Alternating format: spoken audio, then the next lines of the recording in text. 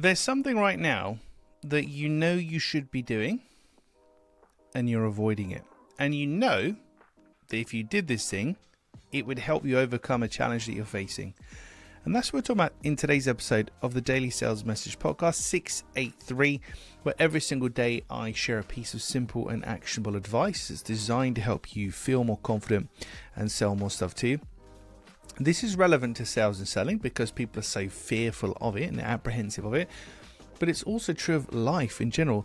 If you do the thing that you're avoiding, almost always, I can guarantee, as you're listening to this now, watching me talk now, there's something you know you should be doing and you're avoiding it. And if you did it, you would be better for having done it, so to speak. Hopefully you're with me on that one. But do the thing that you're avoiding. For a lot of people in sales and selling, it's sending those cold emails, making those calls, going to networking events, getting yourself out there, actually contacting people and putting yourself out there, because putting yourself out there means you can be rejected and you can quote unquote fail, but it really doesn't matter. I often talk about conversion statistics with my clients and students to reassure them of this. So if I have a 40% conversion, so 40% of all the people that I meet end up buying from me, that's a pretty impressive conversion rate.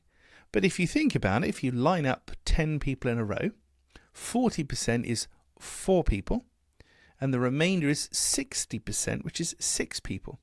So more people have said no to me than have said yes, and yet I'm still considered to be doing pretty darn well. And that's what we have to remember. You're going to get more no's than yeses, and people who don't respond to you or tell you to go away and tell you they're not interested, and some might be rude and whatever. You're going to get more of that than you're going to get the yeses. That's the nature of the beast. That's how it works. And it's just to make peace with that. So do the thing that you're avoiding.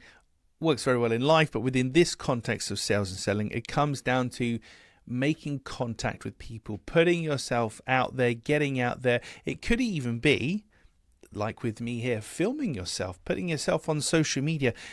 But for me, in a sales context, it always comes down to connecting with people. So this podcast is a way of me connecting with people, because you can hear my voice and you can feel my energy, and you can make up your mind very quickly if you think I know what I'm talking about or not, or if you like me or you don't, or whatever, because I'm putting myself out there. And I had this same issue where, even though I spoke in front of hundreds of people in real life, real world events, when it came to filming myself, I was terrified and I didn't know what to do, and it all felt really weird and false.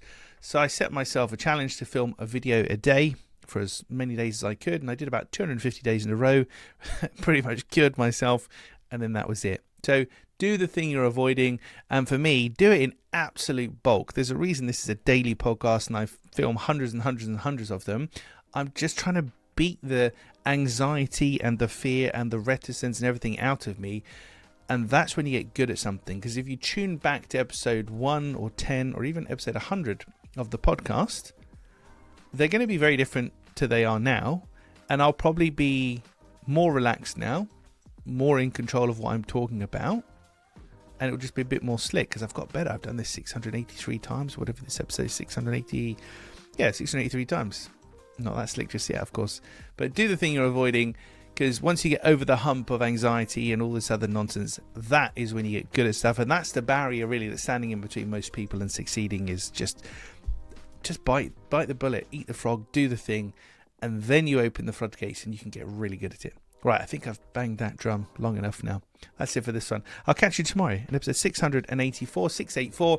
We're going to be talking about wordplay and some of my go-to strategies that I use for my clear sales message clients when it comes to making their memorable more message. Yeah, I told you I got slick, didn't I? Making their message more memorable. Shouldn't have tooted my own horn. Right, thank you for listening or watching all the way to the end. I appreciate it. I'll catch you tomorrow, hopefully for a slightly more put together edition of the Daily Sales Message.